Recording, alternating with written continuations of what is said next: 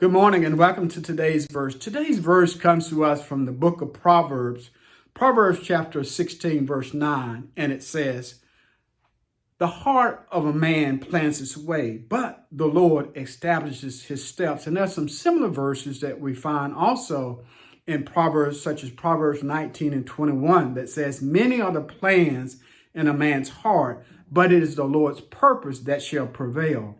Proverbs 20 and 24 says that a man's steps are directed by the Lord. How can any know his own way? And again, our verse of the day, Proverbs 16 and 9, that says, "The heart of a man plans his way, but the Lord establishes his steps." Just like a loving parent, God wants the very best for us, but unlike us, God knows the beginning from the end. And see, I'm going to tell you, this is a challenging verse for me to even try to explain. And I'm going to do the best I can in my feeble attempt to do that.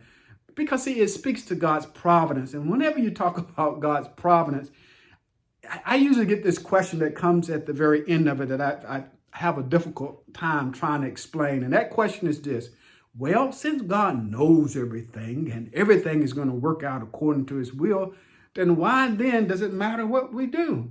Or why are we being held accountable for anything that we do? Listen, God did not make us to be robots. He gave us free will to choose and to plan. And you see, we view things in a very narrow, micro, small space when God sees the bigger picture, or God sees the whole picture. You know, it's like God has already seen the movie and the credits at the end of the movie. Nothing takes God by surprise, not even this pandemic. So go ahead and make your plans, dream big, and like a loving parent that's in the background, God will direct your steps in accordance with his will. And even if there are bumps along the way, like it was in Joseph's life, y'all remember Joseph. Before he got to the palace, he had to go through the pit and the prison to be able to get there. So in our very narrow view of things, we can trust that God is working things out for our good, as in all things work together for good to those that love God, to those that are called according to his purpose. To God be the glory for the great things he has done. You may have noticed that I changed the title of the channel to today's verse, "To God be the glory, TGBTG," as opposed to my name. My name doesn't need to be there. We want God to receive all the glory, the honor, and the praise. I pray that you would meditate upon this verse, that it would be a word of encouragement to you today as you go throughout your day. It's the weekend. Oh, enjoy the weekend. I don't know where you're at. Some of you out there in sunny California.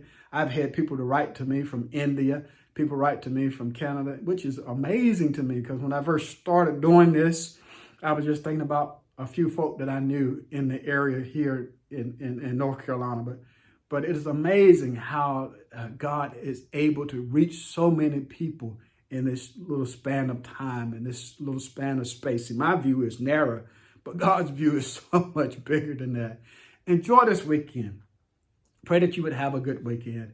And then on tomorrow, Sunday, make sure you enter into a place of worship collectively with the other saints.